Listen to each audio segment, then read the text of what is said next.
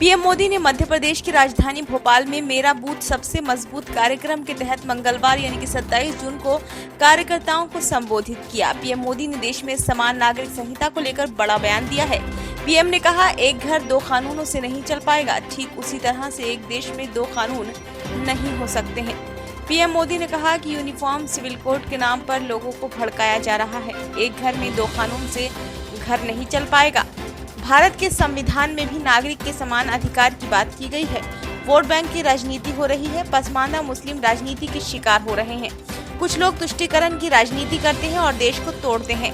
BJP cadre मुस्लिम को जाकर समझाए। भोपाल में पीएम मोदी ने समान नागरिक संहिता यानी कि यूसीसी को लेकर पार्टी के निचले स्तर के कार्यकर्ताओं को स्पष्ट मैसेज दिया है।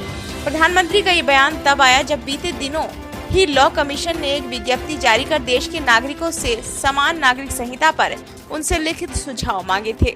समान नागरिक संहिता देश के सभी नागरिकों के लिए समान कानूनों की बात करती है, यानी विवाह, तलाक, बच्चा गोद लेना और संपत्ति के बंटवारे जैसे विषयों में सभी नागरिकों के लिए एक जैसे नियम। देश में इस समय अलग अलग धर्मों को लेकर अलग अलग कानून है। इसलिए देश में बीजेपी बीते काफी सालों से यूसीसी लाने का प्रयास कर रही है। ये उसके कई चुनावी वादों में से एक बड़ा चुनावी वादा भी है।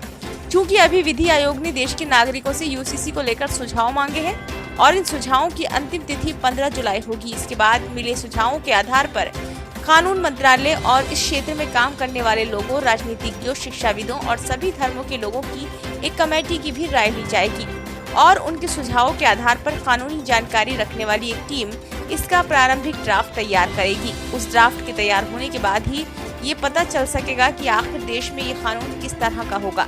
हालांकि अभी तक की मिली जानकारी के अनुसार यूसीसी इन मुद्दों को टारगेट करेगी: मैरिज, डिवोर्स, उत्तराधिकार, अडॉप्शन, गार्जियनशिप और जमीन और संपत्ति का बंटवारा।